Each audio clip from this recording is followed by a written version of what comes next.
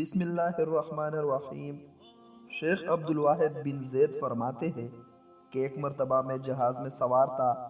تلاطم امواج سے جہاز ایک جزیرہ میں جا پہنچا۔ اس جزیرہ میں ہم نے دیکھا کہ ایک شخص ایک بت کی پرستش کر رہا ہے۔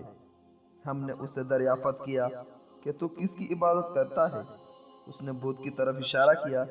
ہم نے کہا یہ تیرا معبود خالق نہیں بلکہ خود دوسرے کا مخلوق ہے، اور ہمارا معبود وہ ہے جس نے اسے اور سب چیزوں کو پیدا کیا ہے۔ اس بت پرست نے دریافت کیا، بتاؤ تم کس کی عبادت کرتے ہو؟ ہم نے جواب دیا کہ ہم اس پاک ذات کی عبادت کرتے ہیں جس کا آسمان میں عرش اور زمین میں اس کی داروگیری ہے، اور زندہ اور مردوں میں اس کی تقدیر جاری ہے۔ اس کے نام پاک میں اس کی عظمت اور بڑائی نہایت بڑی ہے۔ اس نے پوچھا، تمہیں یہ باتیں کس طرح معلوم ہوئی؟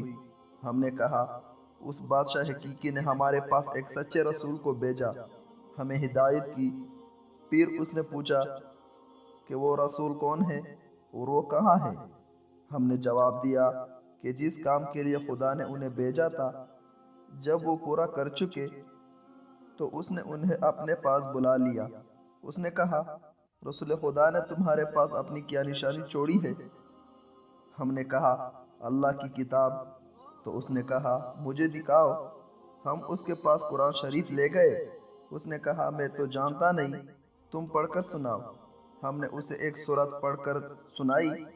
وہ سن کر روتا رہا اور کہنے لگا، جس کا ایک کلام ہے اس کا حکم تو دل و جان سے ماننا چاہیے اور کسی طرح اس کی نافرمانی نہ کرنی چاہیے۔ پھر وہ مسلمان ہو گیا۔ ہم نے دین کے کچھ احکام اور چند صورتیں سکھائی۔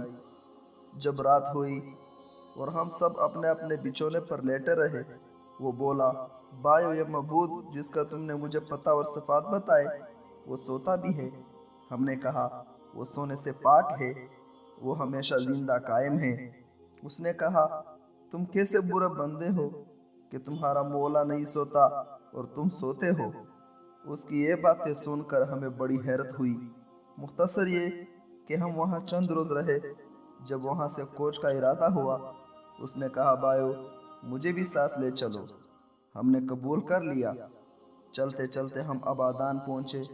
میں نے اپنے یاروں سے کہا کہ یہ ابھی مسلمان ہوا ہے، اس کی کچھ مدد کرنی چاہیے۔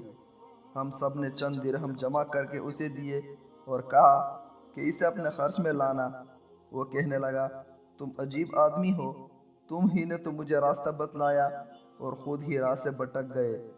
مجھے سخت تعجب آتا ہے کہ میں اس جزیرہ میں بت کی عبادت کیا کرتا تھا، میں اسے پہچانتا نہ تھا۔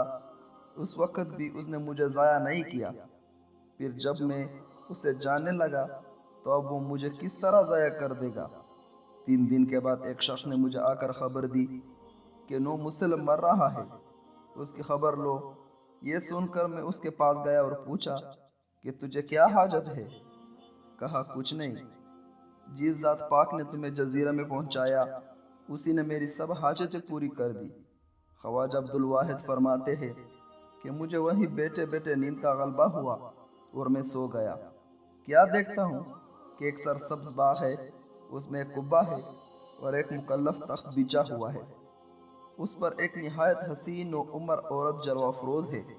کہتی ہے، خدا کے لیے اس نو مسلم کو جلدی بھیجو، مجھے اس کی جدائی میں بڑی بے قراری اور بے صبری ہے۔ اتنے میں میری آنکھ کھلی تو دیکھا وہ سفر آخرت کر چکا تھا۔ میں نے اسے غسل و کفن دے کر دفن کر دیا۔ جب رات ہوئی تو خواب میں قبہ اور باغ اور تخت پر وہی عورت اور پہلو میں اس نو مسلم کو دیکھا۔ سچ ہے، جب اللہ کی ذات پر یقین کامل ہو جائے تو دونوں جہانوں کی کامیابیاں مل جائیں۔